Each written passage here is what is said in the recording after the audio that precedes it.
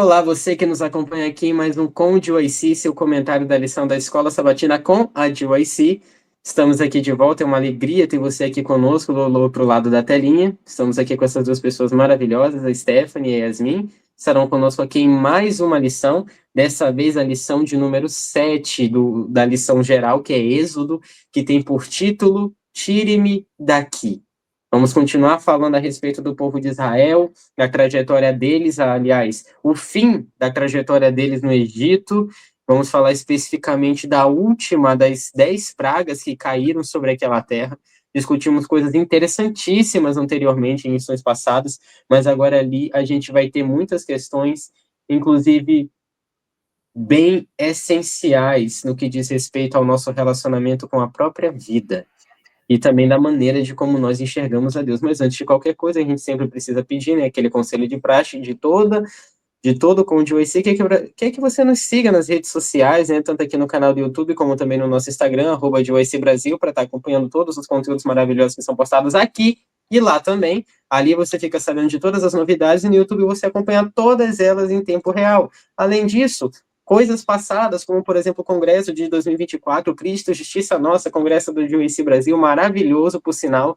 Você ali não pode perder tudo isso. E também fica já de olhos abertos, né? O próximo congresso já está aqui pertinho, o remanescente, mais informações vai estar na descrição do vídeo para você. E não se esqueça também de compartilhar isso aqui com seus amigos. Afinal, tudo aquilo que é bom, tudo aquilo que é incrível precisa ser compartilhado. Olha, Jesus ele falou que o evangelho devia ser pregado a todo mundo, tá? Para testemunho de todas as nações. A obra de Deus sempre é expansiva. Quando ele cria o primeiro homem e a primeira mulher, crescei e multiplicai. Quando ele fala a respeito da grande comissão, primeiro na Judéia, primeiro em Jerusalém, depois em Judéia, depois em Samaria, e enfim, todos os confins da terra. Então, para de perder tempo e manda isso aqui para os seus amigos, que eu tenho certeza de que vai ser uma bênção para eles. Então, vamos estar aqui começando, né? Eu queria, antes de qualquer coisa, pedir que a Stephanie iniciasse uma oração, para que Deus também nos abençoe no estudo de mais uma lição. Oremos então. Santo, santo, santo, eterno Deus, Pai de infinita bondade, muito obrigada, Senhor, por mais essa oportunidade de estarmos a estudar a Tua palavra, meu Deus, e nos aprofundar nessa história, onde reflete tanto do Teu caráter, meu Deus, da Tua misericórdia, da Tua justiça também e do Teu amor. Pai, que ao estudarmos, possamos também ser edificados, Pai. E é isso que eu te peço, meu Deus, venha estar sobre essa lição. Em nome de Jesus, amém. Amém. Dando um pouco de contexto, nós estamos aqui com o povo de Israel, ainda no Egito, e até certo momento haviam caído 9 pragas. O coração do faraó havia se endurecido de tal maneira que ele acabou sacrificando o seu próprio povo para a manutenção de seu próprio orgulho, de sua própria posição, não querendo abrir mão desse orgulho e entendendo que tudo aquilo acabou se tornando uma luta dos israelitas, que antes era uma luta pela liberdade, se tornou agora um confronto sobre quem servia ao Deus mais poderoso. E muitas pessoas questionam a razão de Deus ter causado tanta destruição, especialmente na última praga do Egito. Veja bem, a última praga foi a mais terrível de todas até então, porque acabou sendo uma coisa que mexeu com a vida de muitas famílias. A última praga se diz respeito à morte dos primogênitos, não é? E aquilo que aconteceu, o anjo da morte passando por entre as casas e tudo mais, tirando a vida dos primogênitos egípcios, tudo aquilo acabou causando um grande sofrimento. De modo que quando os israelitas foram embora, eles acabaram sendo expulsos pelos próprios egípcios, para que se apartassem deles. E o sofrimento ali foi geral. E com isso surge a nossa primeira pergunta: como é que nós podemos explicar o amor de Deus em meio a desgraças e mortes? Como é que a gente pode ver o caráter amoroso de Deus em meio a tragédias como essa? Primeiramente, no contexto da própria história e trazendo também para a nossa própria realidade.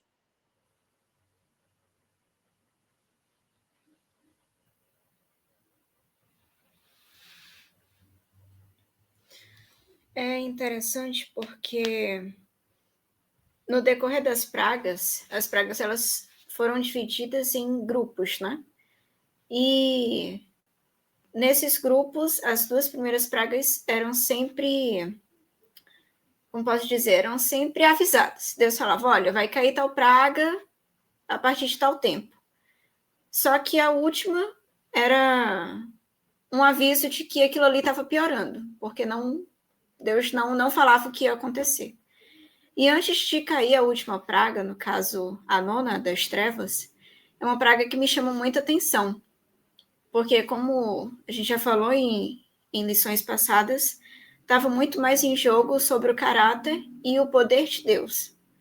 Quem era o Deus mais poderoso? Era o Deus dos egípcios, os deuses, né, no caso, ou o Deus dos hebreus? E partindo um pouco para a história, no caso, os egípcios eles tinham para cada parte da natureza um deus específico. E um dos deuses que eles mais respeitavam era o deus Horus, que era o deus da luz, o deus do dia, ele era o responsável por cada amanhecer. É tanto que em algumas partes da mitologia diz que Horus, a cada noite, ele ia lutar para que o dia seguinte amanhecesse e tudo ocorresse bem. No caso, O era o próprio Deus da mão, né? Isso, exatamente. E o próprio faraó, ele era considerado o Horus vivo na Terra. Era o mantenedor da ordem cósmica. Tinha todo um ritual ali por trás e tudo. E a partir do momento que Deus coloca o Egito em trevas, esse poder ele é quebrado totalmente no meio. Não tem como você dizer, não, mas será se isso daqui é de Deus mesmo? Será se esse Deus aqui é poderoso mesmo? E no decorrer de todas as pragas, ainda assim, Deus mostra o seu amor, a sua misericórdia e a sua complacência para com o povo, tanto o egípcio quanto o povo israelita. E diz na lição, especificamente na parte de terça, que embora o Senhor tivesse como propósito libertar os hebreus da escravidão, seu desejo era que todos soubessem que ele é o único Deus verdadeiro. Quando Deus protege os israelitas de todas as pragas, e a Bíblia diz que o único lugar que tinha luz era na terra de Gozen, que era onde os israelitas estavam. Todo o resto do Egito estava em meio às trevas. Eu acho isso muito interessante, porque a gente vê ali o poder de Deus se sobrepondo ao poder que os egípcios achavam que os seus deuses tinham. E no que diz respeito às desgraças e às mortes, trazendo para os nossos dias, primeiro a gente tem que ter em mente o mundo em que a gente vive, que é um mundo de pecado. E em um mundo de pecado, coisas ruins acontecem. Porque estamos em pecado, a gente não está em um mundo perfeito, como era o propósito de Deus anteriormente. E Deus respeita cada decisão que nós temos. É o nosso livre-arbítrio. Se a gente escolhe fazer uma coisa, essa coisa tem uma reação. Cada ação tem sua reação. Se a gente escolhe fazer o bem, nós teremos coisas boas. Mas se as pessoas ao nosso redor escolhem fazer coisas ruins nós mesmos, isso pode influenciar não só na minha vida, mas na vida das pessoas que estão comigo, das pessoas que eu quero bem. Acho que isso explica muito sobre o amor de Deus e o respeito que ele tem para com as nossas decisões. Tipo, tudo bem se você quiser me seguir, mas vou respeitar se você não quiser também.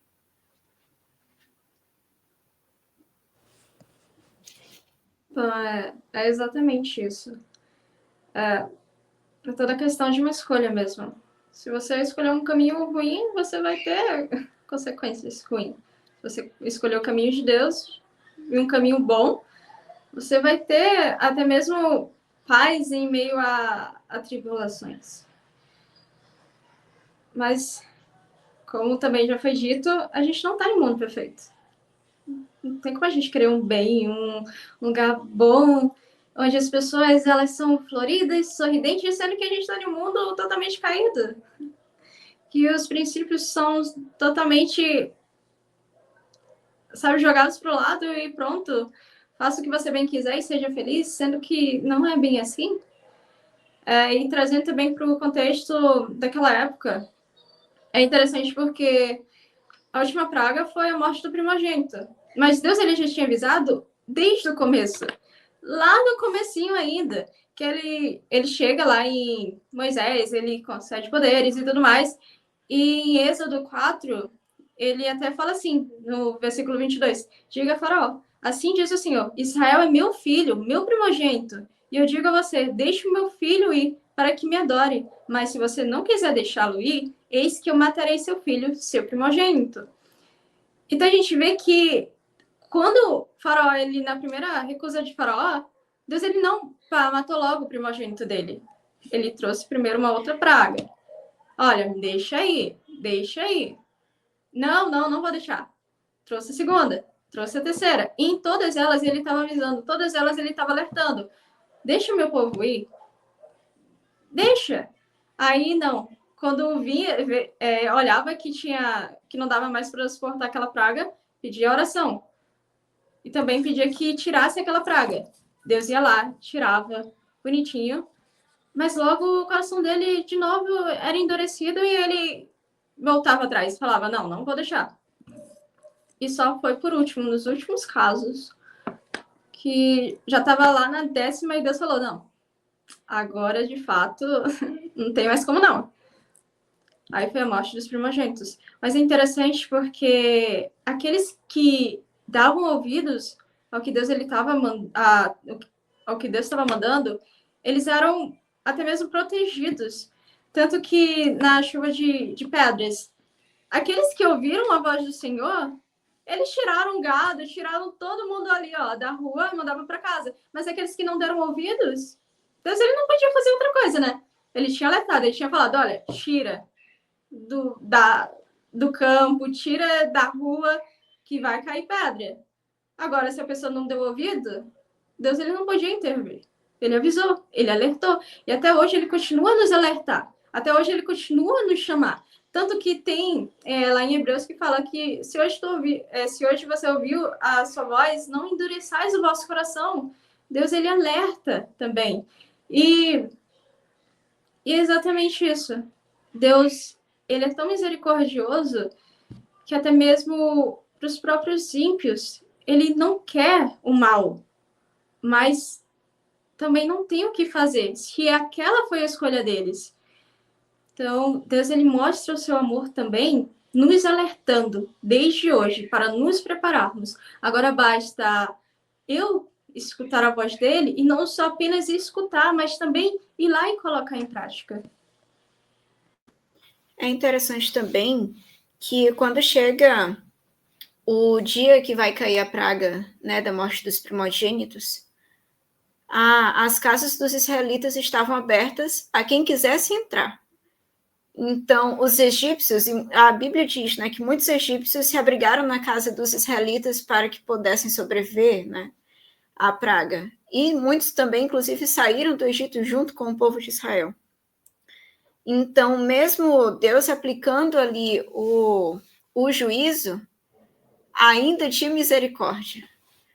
Porque Deus poderia muito bem dizer, ó, vocês escravizaram meu povo por 400 anos, chega, né, deu para vocês, vou acabar aqui com vocês, vocês já pecaram demais, povo idólatra, vou acabar aqui, é melhor até que tem menos gente no mundo aí para ficar pecando e tal.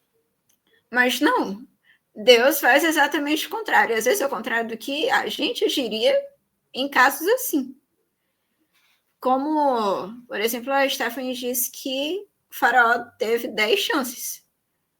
Às vezes a gente não tem paciência com o nosso irmão, que tem uma falha com a gente, 1, 2 vezes, na terceira a gente já fica, caramba, de novo, a mesma coisa.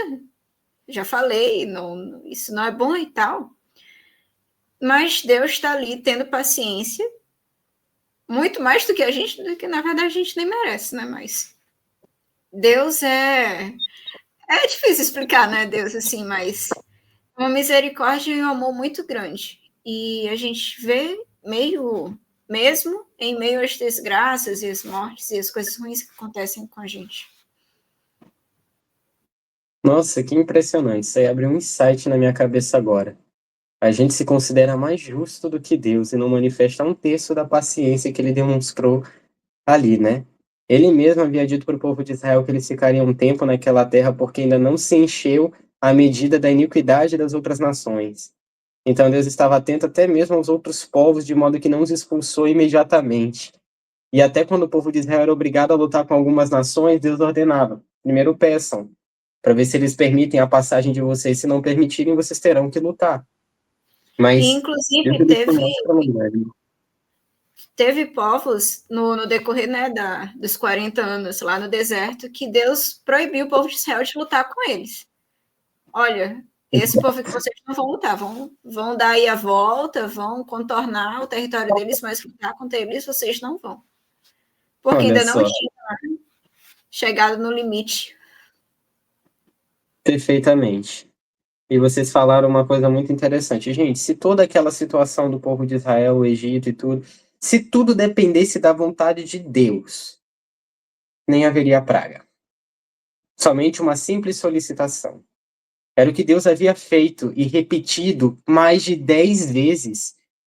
E ainda assim o faraó não se endureceu. O que isso nos mostra? Que muitas vezes o nosso sofrimento vem também por decisões próprias. E o ruim é que o pecado ele não afeta uma vida apenas, ele pode afetar todo um povo. As decisões do faraó afetaram os habitantes de sua própria nação, que antes subjugaram os israelitas e agora se encontravam subjugados. Eles mataram os bebês dos israelitas e Deus desde então avisou: Israel é meu filho, meu primogênito. Se você se recusar, eu matarei o teu primogênito.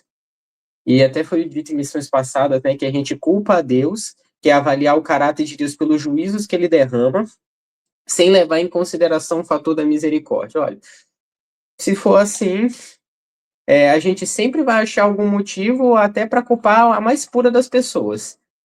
E olha só, Deus ele disse ao faraó que teria que fazer isso, mas foram 10 vezes em que Deus, de maneira progressiva, revelava o seu poder, mas também mostrava quão grande era a sua paciência com o faraó. Deixe meu povo ir, deixe meu povo ir. Algumas pragas não tinham o que fazer. Quando Deus avisava, elas realmente cairiam e todo mundo sofreria.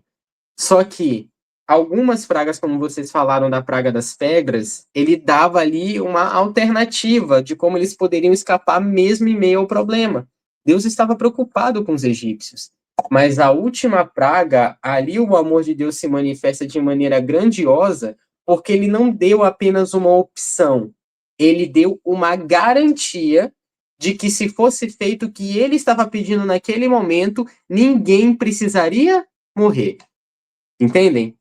Então, nesse momento, Deus ele mostra a sua misericórdia de tal maneira, dizendo: por causa do sangue desse cordeiro, todos vocês podem viver.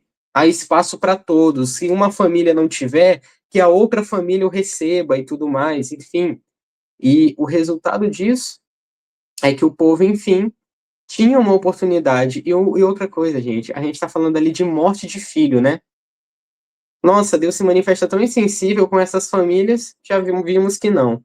Mas outra, a morte daquele cordeirinho representava o próprio primogênito de Deus. Cristo, em determinados momentos das suas últimas horas de vida, ele manifesta algumas características. Que horas o anjo da morte passa? À meia-noite e mata os primogênitos. Quem é Jesus à meia-noite daquela quinta-feira à noite? Ele é o primogênito que não escapa da morte. Ele mesmo vai sofrer a penalidade do pecado para que Deus possa salvar milhares e milhares de vidas. Dessa maneira, ele revela o seu amor. Vocês acham que eu não sei o que é sacrifício, o que é perder algo que realmente se ama? Eu sei. Eu perdi o meu próprio filho e poderia ter perdido para sempre, por amor a cada um de vocês. Meus juízos são justos, mas antes eu demonstro a minha misericórdia o quanto posso. Não tenho prazer na morte do perverso, mas em que esse se arrependa e se converta de seus maus caminhos. Se meu povo que se chama pelo meu nome se humilhar e orar, então eu os ouvirei, os perdoarei e sararei também a sua terra. Deus, ele está cheio de promessas de misericórdia. A questão é, quando tudo que você vê é apenas a sua dor, você não consegue ver a Deus nesse caso. E tendo isso em mente, a gente pode ir até para a segunda pergunta. Como é que o sofrimento pode nos levar ao conhecimento de Deus nesse aspecto? Como é que a gente pode reconhecer o caráter de Deus, o seu cuidado, em meio aos momentos difíceis da nossa vida, como certamente aquela noite que foi difícil para os egípcios, né? Mas de alguma maneira muitos deles conseguiram encontrar conforto, salvação entre os israelitas, dentro das casas deles, apesar de que outros acabaram sofrendo amargamente a perda e não tinham nada ao que se apegar de esperança. A esperança tinha passado deles talvez para sempre. Mas como é que a gente pode encontrar Deus em meio ao sofrimento?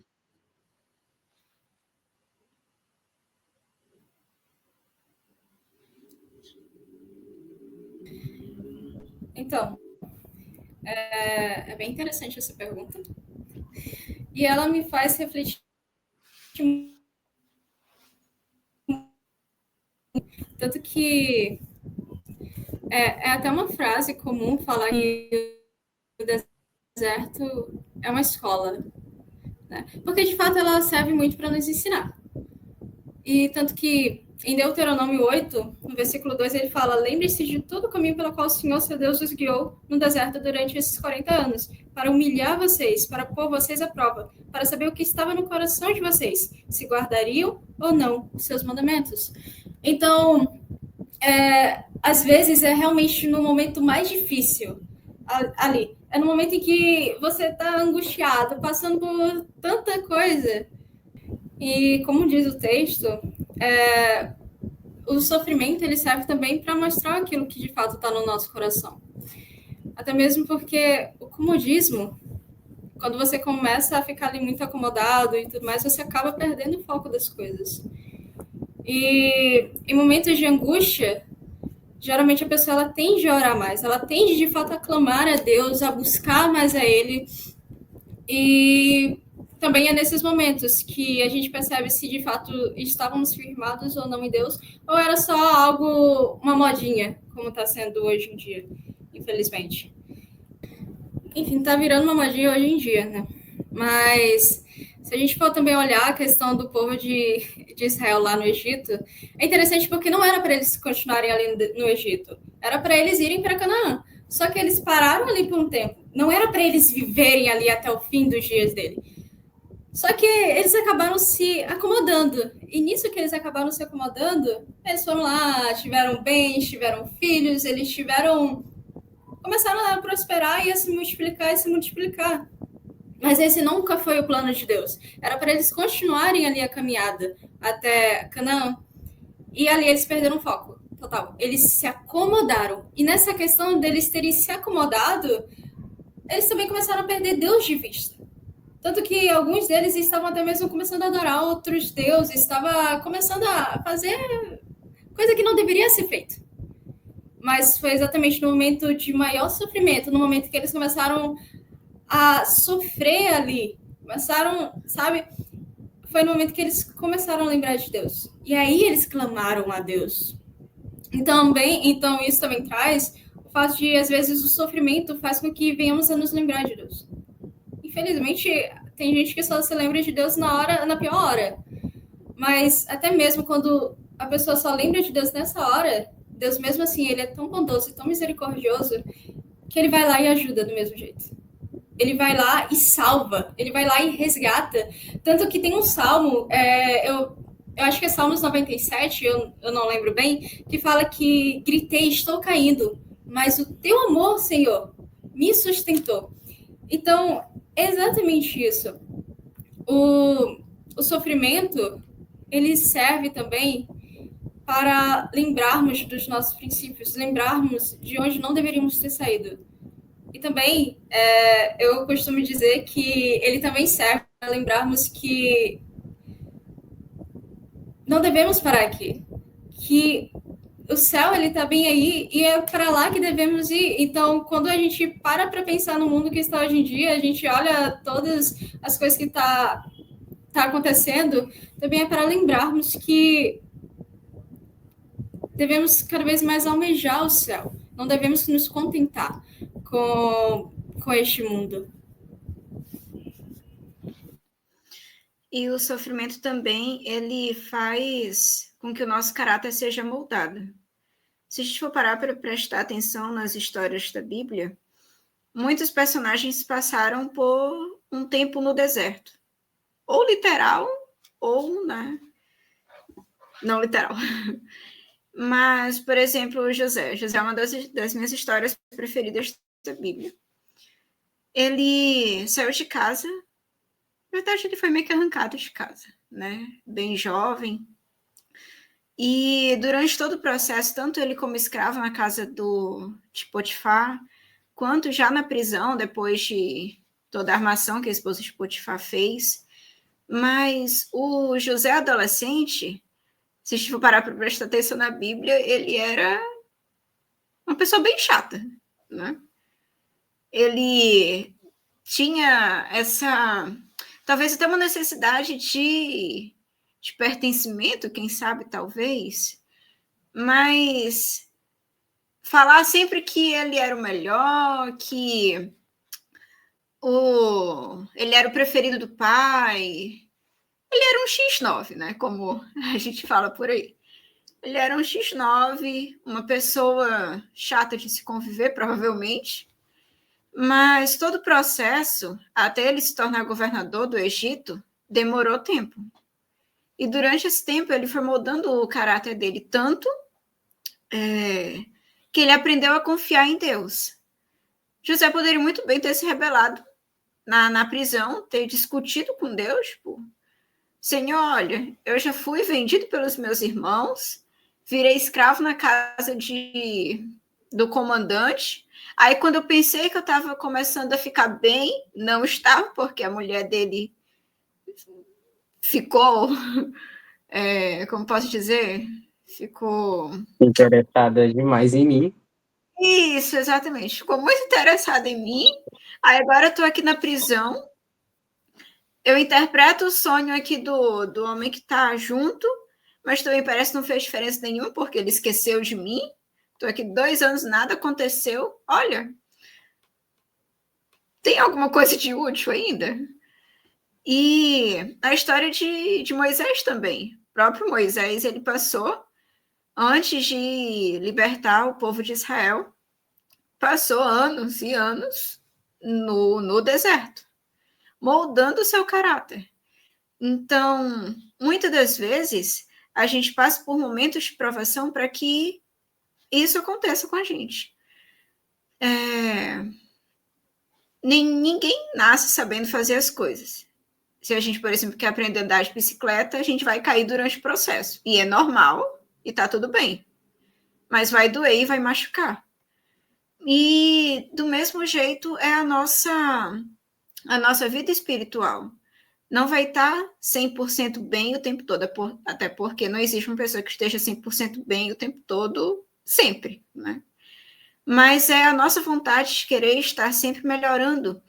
E a promessa de que Jesus deixou, né, para a gente, que ele estaria conosco todos os dias, até a consumação dos séculos.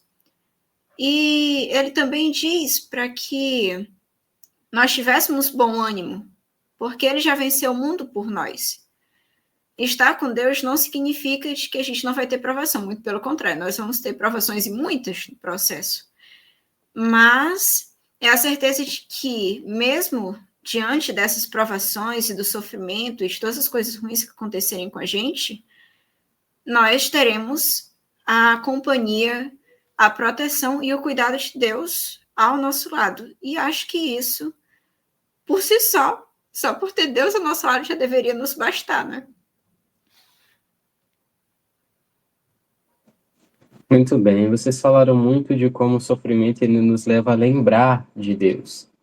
E geralmente são nos momentos de dificuldade que nós conseguimos ver o seu agir de maneira clara.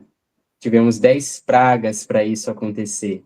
Tivemos muitos milagres, muita provisão, maná caindo do céu. Era tanta abundância de milagre que por um momento se tornou tão comum que já não se via mais até como um milagre em certo aspecto.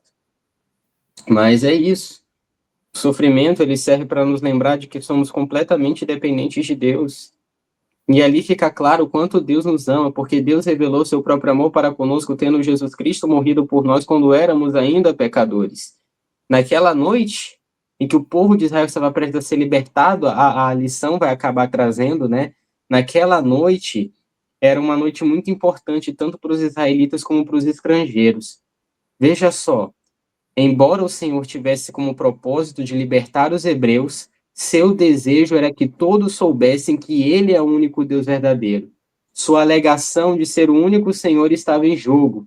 E veja só, além disso, o desejo de Deus era que os israelitas reconhecessem seu poder verdadeiro e que transmitissem a memória de seus milagres pelas gerações futuras.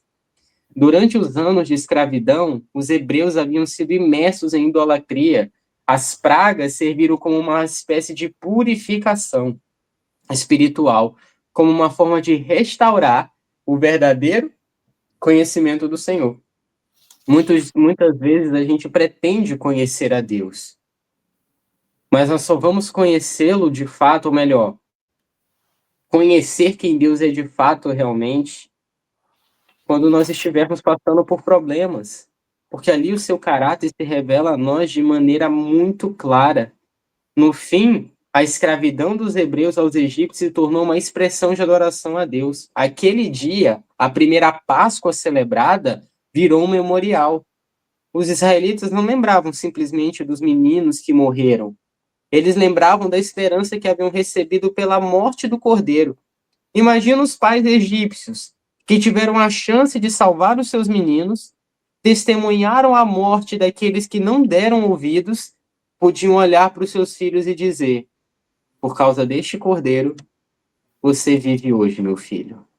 Nunca vou esquecer esse dia.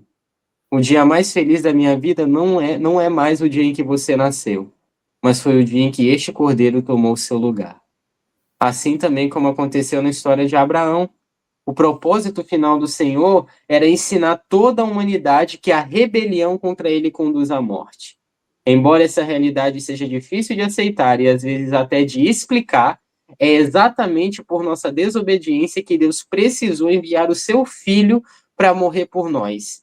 Da mesma forma, a cruz de Cristo revelou a profundidade do amor de Deus, que foi capaz de ir até as últimas consequências para nos salvar. Eu vi um vídeo que mexeu muito comigo essa semana, que era um vídeo de um pai.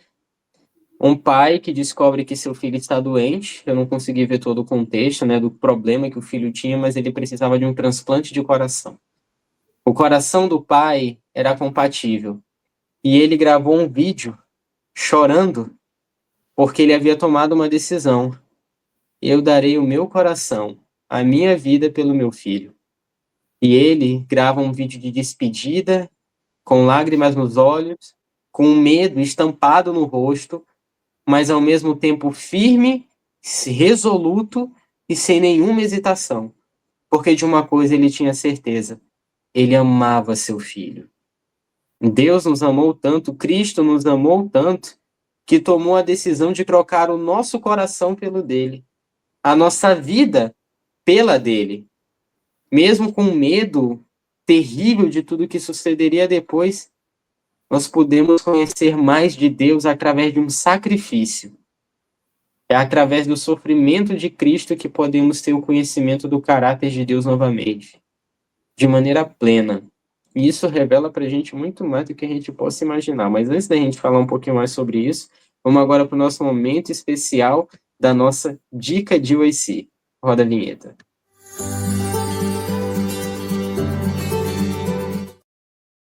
A nossa dica de UIC de hoje é o livro Patriarcas e Profetas, capítulo 25, que fala do Êxodo, a saída do povo de Israel do Egito, e também fala sobre a comemoração da primeira Páscoa, de como a representação do Cordeiro apontava para Cristo, né?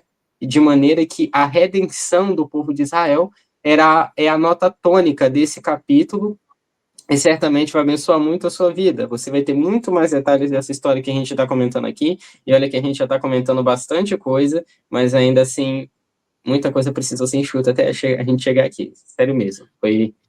Foi uma dureza a gente escolher o que a gente falaria ou não, só a gente sabe. O que as câmeras não mostram, enfim. É a vida, né, pessoal? Mas aqui a gente vai agora para a nossa terceira e última pergunta. Da mesma maneira que muitos egípcios puderam ter esperança no sacrifício do cordeiro, era aquilo que deveria chamar a atenção deles e não uma praga. Sim, uma verdadeira praga está vindo, a mais terrível de todas, como nunca houve, desde o início da Terra até aqui. E essa praga é tão terrível que nunca houve uma como ela e nem jamais haverá também. Mas existe esperança. O sacrifício de um cordeiro. Uma esperança foi revelada aos egípcios.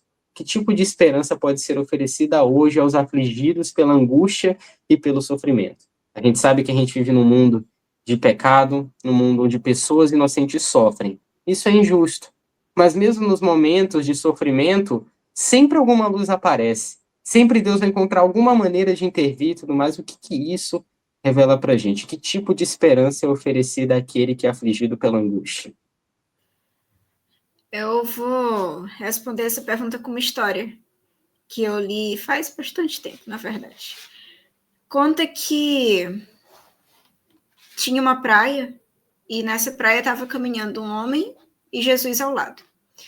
Só que do lado direito, quer dizer, do lado esquerdo do homem, tinha um paredão de pedra. E tudo bem, né? Estavam caminhando, conversando. Só que do nada as ondas começaram a bater. E o homem começou a se desesperar. Falando, Senhor Jesus, me ajuda aqui.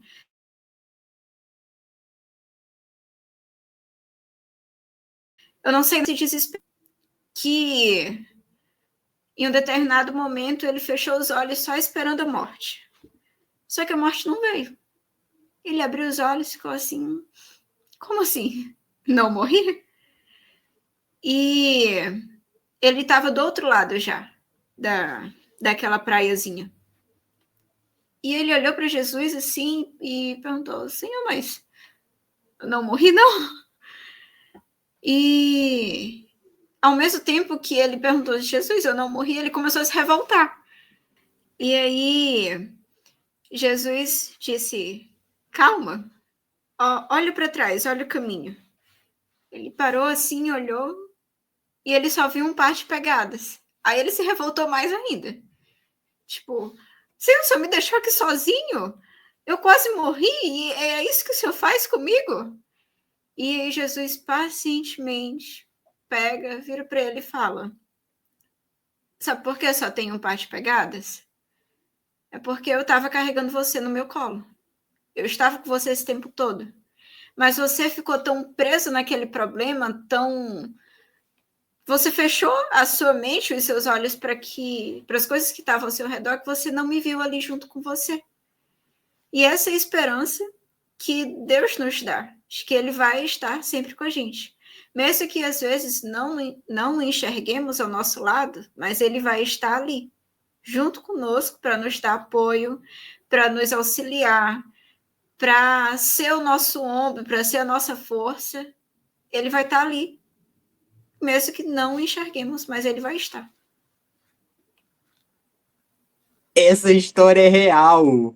Ela aconteceu. Tá na Bíblia. Só que não era uma pessoa, eram duas.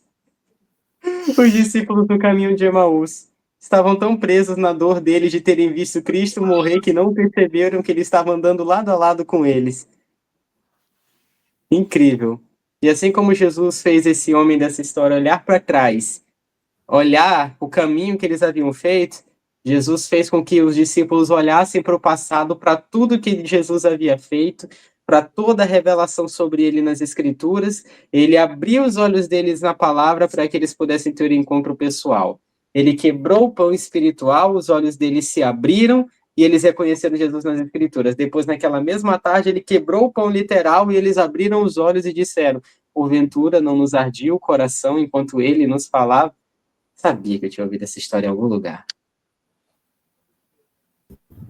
Rapaz, essa história é muito interessante.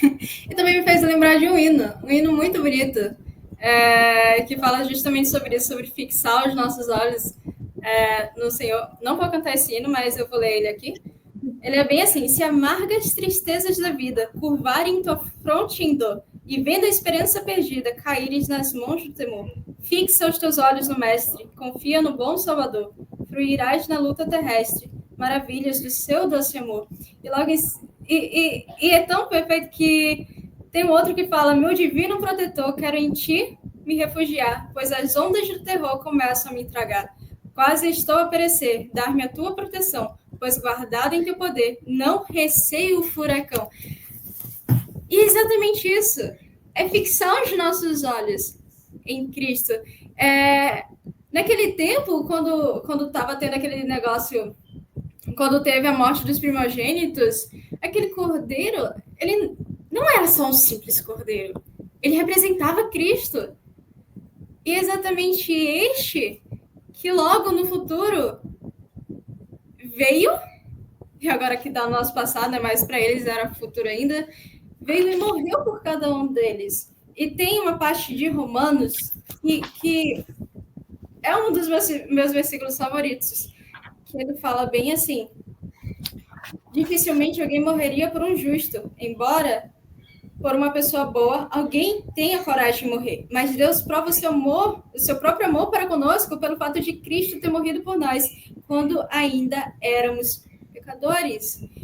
Então, diante daquele povo ali do Egito e diante de todas as histórias que vemos na Bíblia, até mesmo diante de hoje em dia, nos tempos de hoje, a nossa única esperança é Cristo. Ele é o caminho, ele é a verdade, ele é a vida. E ele mesmo fala que conhecereis a verdade vos libertará. Que não somos mais escravos do pecado, mas quando vamos para ele, ali somos libertos. E garanto que viver com Cristo lado a lado, caminhando com ele, é algo maravilhoso, porque independente das ondas, independente do furacão ou algo assim do tipo, não temos o que temer, porque ele é aquele que anda sobre o mar, ele é aquele que usa tudo e todas as coisas, usou uma jumenta, sabe? Para tentar proteger o seu povo ali. Então, Deus, sempre quando nos entregamos nas mãos dele, não há o que temer, não há o que simplesmente nos afligir. Claro que às vezes a gente se cansa, claro que às vezes a gente acaba perdendo ali o foco de Jesus, mas do mesmo jeito que Cristo ele estendeu a mão ali para o seu discípulo quando se afogou, é a mesma forma que ele também nos estende a mão quando a gente está ali no fundo do poço. E é como ele fala: eu sou aquele que diz, eis-me aqui. E também termos em vista que, independentemente do que aconteça aqui na Terra, independentemente de qual o tamanho da nossa dor, isso é passageiro. Isso vai passar. Sabe? As nossas lágrimas, sabe? As pessoas que já morreram no céu, as nossas lágrimas serão enxugadas. As pessoas que morreram em Cristo serão ressuscitadas. E ali haverá simplesmente paz e amor. Então, é sempre lembrar também que tudo isso daqui é passageiro. Tudo isso é passageiro. Mas devemos sempre focar naquilo que é eterno, que está aí, batendo na porta. Só basta eu e você, de fato, nos prostrarmos diante de Deus e também falarmos: eis-me aqui, Senhor. Sabe, arder no nosso coração o desejo de também levar esse evangelho para as outras pessoas, porque Cristo ele só voltará quando todo mundo souber quem ele é, porque ele também é um Deus justo e ele não quer que ninguém se perca. Então, para depois ninguém dizer: ah, mas eu não fui avisado. Não, você foi avisado. Do mesmo jeito que todo aquele povo lá do Egito, tanto os israelitas como os egípcios, eles foram alertados, Deus ele também alerta hoje em dia. E da mesma forma que o cordeiro para os israelitas significava a libertação, Jesus também significa a libertação para a gente. Ele é o nosso cordeiro. Tanto que Jesus ele foi crucificado na sexta-feira, que além de ser o dia da preparação, né, era o dia que iniciava a festa dos pães asmos. Era o dia ali inicial para a Páscoa. E o momento, a hora em que Jesus foi crucificado era a hora nona, era às 3 da tarde ali. Era a hora do 9 da manhã. sacrifício da tarde, que era a preparação para a Páscoa. E tudo, nossa, é muito interessante a gente pegar a história, porque tudo vai se encaixando, sabe? Desde Sacrifício às 9 da manhã, sacrifício às 3 da tarde. Crucificação, 9 da manhã, morte na cruz às 3 da tarde. isso, as coisas vão se encaixando e a gente vê o quão perfeito Deus é. O plano da salvação ele estava planejado antes de tudo. Tipo, isso nem cabe na nossa mente, né? Porque como Deus é um ser tão maravilhoso a ponto de criar um plano A, B, C, sei lá, o alfabeto inteiro, só para que eu e você tenhamos a chance de viver com ele, de ter a salvação, de estar junto com ele. E muitas das vezes a gente não dá o devido valor a isso. A gente faz as nossas coisas, nos concentramos nas coisas seculares, não que não seja importante, mas cada coisa tem a sua posição na nossa vida. E Deus deve ser o primeiro na nossa vida. Deus deve ocupar o primeiro lugar no nosso viver. Rapaz, isso aí a gente já lembra de tanta coisa, tantas promessas.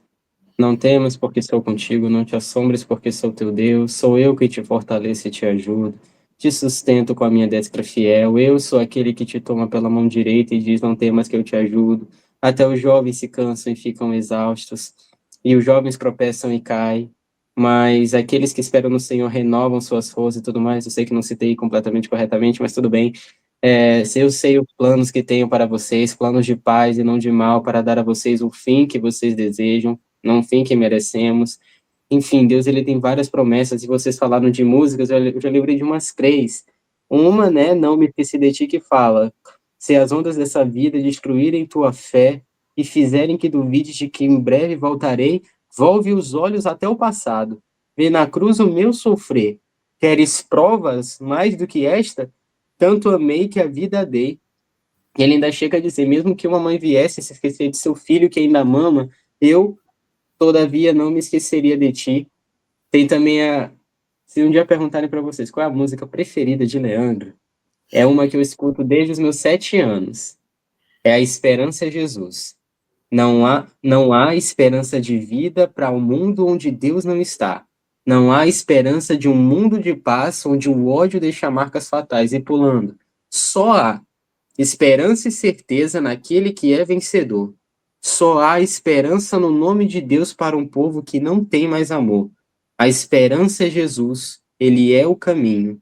A esperança é Jesus, a nossa luz entre espinhos, segurança de salvação onde o mundo inteiro pode achar solução. Cristo ele se identifica com todo e qualquer sofredor. Ele diz, eu dei as minhas costas aos que me batiam, e aqueles que me batiam também arrancaram minha barba, e não ocultei meu rosto daqueles que me cuspiam. Quando a gente pensa no sofrimento, que tudo acabou, que tudo já não tem mais solução, lembra do seguinte, Cristo conheço vossas lágrimas, também eu chorei. Aqueles pesares demasiado profundos para serem desafogados em qualquer ouvido humano, eu os conheço. Quando sentirem que vosso caso é sem esperança e que não podeis ser felizes, olhai para mim e vivei. Cristo ele não diz isso à toa. Por isso ele não é chamado de manancial de vida eterna à toa. Tem um motivo para isso. É uma fonte de suprimento que nunca se esgota. Por isso ele diz, aquele que beber de qualquer outra água tornará a ter sede, mas aquele que beber da água que eu der jamais será sede. Nós somos seres humanos, nós temos necessidades emocionais principalmente, mas enquanto pensarmos que vamos poder supri-las em qualquer outras pessoas, estaremos buscando água em poços vazios, em cisternas rotas, incapazes de armazenar água. Uma hora vai faltar compreensão, carinho, amor. Uma hora haverão traições e tudo mais, independente de qualquer pessoa. mas Cristo nunca vai nos decepcionar, porque desde o início ele mostrou quem ele é e mostrou o que pode fazer.